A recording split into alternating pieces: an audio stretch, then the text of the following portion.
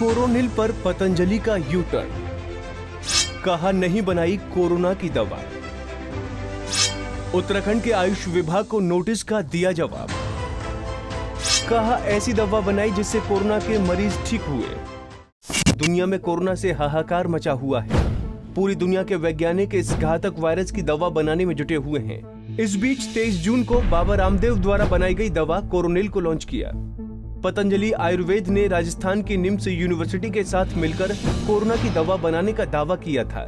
योग गुरु बाबा रामदेव, आचार्य बालकृष्ण और निम्स यूनिवर्सिटी के चेयरमैन की उपस्थिति में हरिद्वार में कोरोनिल को लॉन्च किया गया। पतंजलि आयुर्वेद की ओर से ये दावा भी किया गया था कि कोरोना मरीजों पर इसका क्लिनिकल टेस्ट भी किया गया है। हालांकि अब कोरोनिल दवा पर पतंजलि आयुर्वेद ने यू टर्न ले लिया है। उत्तराखंड आयुष विभाग से मिले नोटिस के जवाब में पतंजलि ने कहा है कि उसने कोरोना की कोई दवा नहीं बनाई है।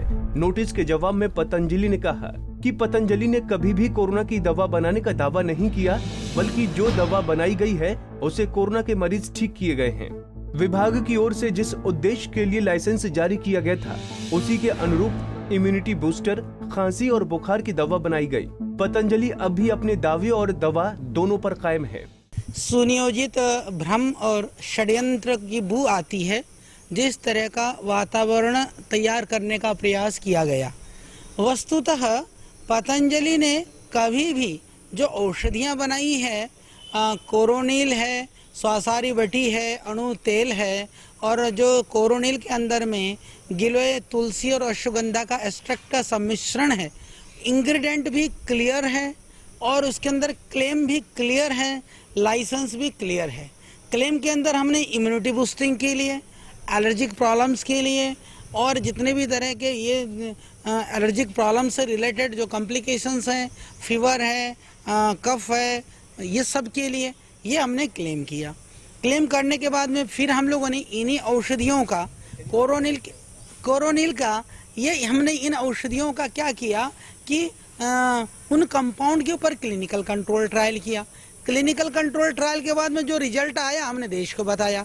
तो हमने दवाई के अंदर तो ये हमने कहा ही नहीं कि ये हम कोरोना को जो है कंट्रोल करते हैं, क्योर करते हैं। हमने कहा कि हमने ये दवाइयाँ बनाई थी, वो क्लिनिकल रिसर्च के अंदर ये दवाइयाँ दे दी। गौरतलब है कि पतंजलि के दिव्य फार्मेसी ने राजस्थान की निम्स यूनिवर्सिटी के साथ मिलकर कोरोनिल और स्वासारी बटी लॉन्च करते हुए इससे कोरोना के मरीजों को ठीक करने का दावा किया था। प्रेस कॉन्फ्रेंस में ये भी कहा गया था कि मरीजों पर इनका क्लिनिकल टेस्ट किया गया है। हालांकि स्वास्थ्य मंत्रालय के आयुष विभाग ने इस दावे को नकार दिया था।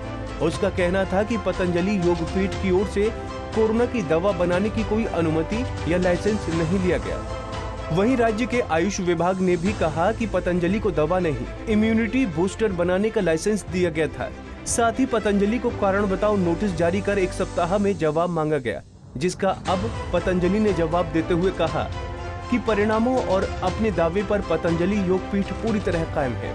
कुछ लोग पतंजलि योगपीठ के खिलाफ साजिश करते हुए दुष्प्रचार कर रहे हैं। इसी वजह से विवाद खड़ा किया जा रहा है।